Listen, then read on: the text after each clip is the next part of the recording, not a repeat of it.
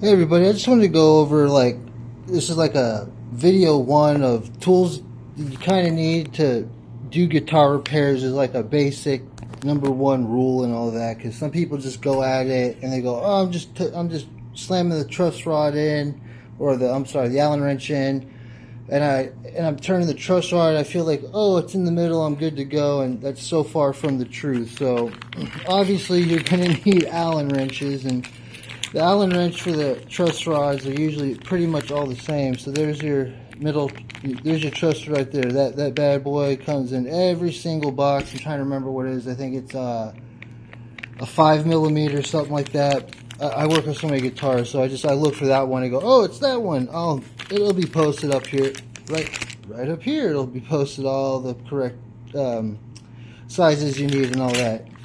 Because see, coming up to here, to this Allen wrench, it's actually more of what they call a nut driver. You'll find on like your Japanese made guitars, like your Jacksons, Ibanez. Oh god, I could go down the list, but you'll always normally see these on Gibsons. Like the Les Pauls, you would see these on mainly, I would say a lot of them before, you know, Gibson went into this thing of we're the only company that makes good guitars and blah blah blah, which is so far from the truth. They have, like, I believe it's a 5/8 is what theirs is, and you know, it comes with the screwdriver on the back, which is pretty dumb because the screwdriver never fits the screw, so you end up stripping it out. But it works perfectly for the truss rod. And then we're going to go to what I consider the next best tool, because if you're doing setups, you know, you got it, and you want to make the neck how you want it, because every guitar player is different. There's no such thing as the perfect setup unless it's the guitarist saying this is the perfect setup. So you got two sides, two scales on each side. You got 25.5 inch, which is the majority of what guitar players like, and then you got 24 3/4, which is like your Gibson Les Paul or just Gibson. Some Fenders are in that. ESP LTDs are in 24 3/4.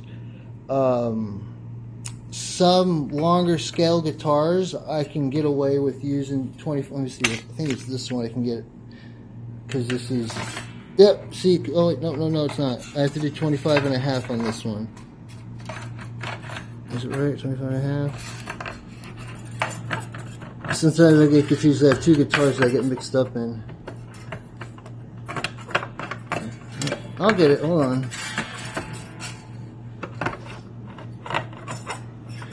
Oh, this is making me look dumb. Oh, no, it's 24 3/4 is what I have to get the baritone on. So see, even there's some that you think is 25.5, but this is 26.5, as you can tell where it drops off. And see how you use the rulers is you don't want to see, for how I do it for the straight as an arrow neck, is I don't want to see any I don't want to see any light coming from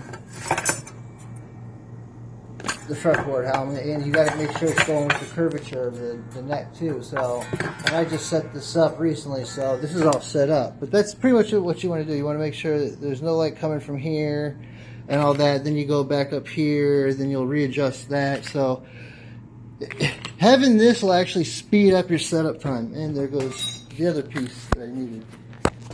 And then you get into a little bit more complicated stuff, because then, I mean, I don't give out all my secrets and stuff and all that. So, and then, like, let's say you want to get into string wire, you want to string wire and all that. I actually went, out of all the years I've been tuning and all that stuff and doing repairs, I just bought a string winder this year, and this one was worth it because, you know, tuning it up like that, it can take a repair job and cut it down like a half an hour. Oh, and this too, when you're doing your action setup, whenever I'm doing videos and stuff like that, this is what I'm talking about when I go, I'm at 1/4 to 1.5. And then the 7 strings go to 1 3/4. And then that's the 8 string. Some of you guys are putting yours at, like, let me see. Come on. Ugh. Sometimes this camera just doesn't focus well enough. Some of you guys do 1.5 on your, or 1 on your 1 millimeter on your treble side to like 2 2/4, and it's like let me put it this way. This is how high it would be. Since mine's at 1/4, look how high that is. I mean, that's ridiculous. Like, I can't, here's a tip. You shouldn't be fighting your strings and having your strings go up in your cuticles and stuff like that. It should be very flawlessly go, like, I consider it like a cascading waterfall. It should flow very nice. Not, oh God, I just ripped apart my hand. You know, so these are really good to have. And coming to the third part of that, let's say you get your tuning, your action down just perfect. You're like, wait, all my other guitars are acting perfect, but I'm getting clink clank over here. And since 2021, I would say 2025 through 2025, all these repairs I've been doing have been on the frets, because every company I've tried to work with, their frets are garbage because they just rush them. Every company I've had, even if I've played for them or anything, their frets are crap. Luckily, when going back to Jackson, I haven't had to do much fret work. If anything, I have to do like 2 or 3. But you place the rocker right up here, you just go back and forth. If it rocks at all, like let's say if it rocks this way or this way, you're still gonna have to do this one or this one, and it just goes down. And then after that, you got it flat. But this, and here's your fret file. So, and then you find the fret wire that goes on it, which is primarily this one, and this one's seen some action. So these 3 come in a pack. I paid $11.95 for this. Let me tell you, this has been a headache saver. Because what? People are paying over $100 for a setup. I do my own setups, and I do everybody else's setups, and I probably do 60% repair cleanups of Guitar Center, because they don't know what the hell they're doing. So, I mean, and even installing like nuts and stuff, like this is so easy. I've done videos on it. You just pop it out, glue it back in. I mean, it's good to have one of these too, a multi-purpose tool, in case you have to like file something down just a little bit. It's always good to have a good file system. And last but not least, for just this video, it's good to have a metal ruler, because this is how I get the measurement for my pickups. And how do you do that, you say? Oh, let me get the focus going.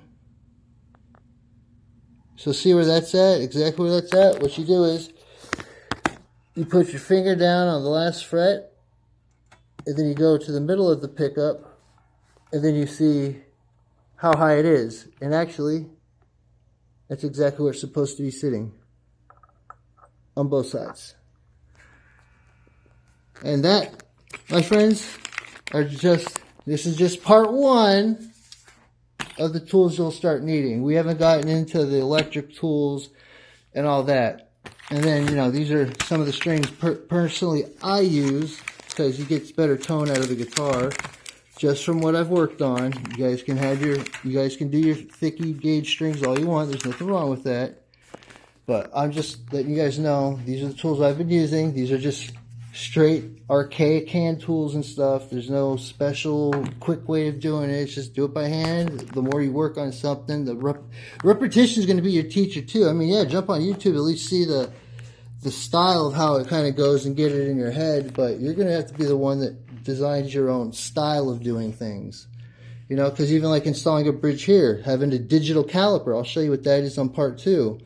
You need to measure these just right, because I've bought guitars off people that, oh, I upgraded the bridge, they didn't measure the screw holes, and then the bridge was off center a little bit, and then the high E was so off centered I couldn't get this level, so I ended up getting rid of the guitar. So, you know, you spend $600-700 on something that people can't measure. You got to be careful of that. So that's why I'm making these videos, doing the Patreon, because I really feel I have to help other guitarists out, because I know I've been burned. Alright everybody, thanks for stopping by and giving this first tech video tip a try. See you next time.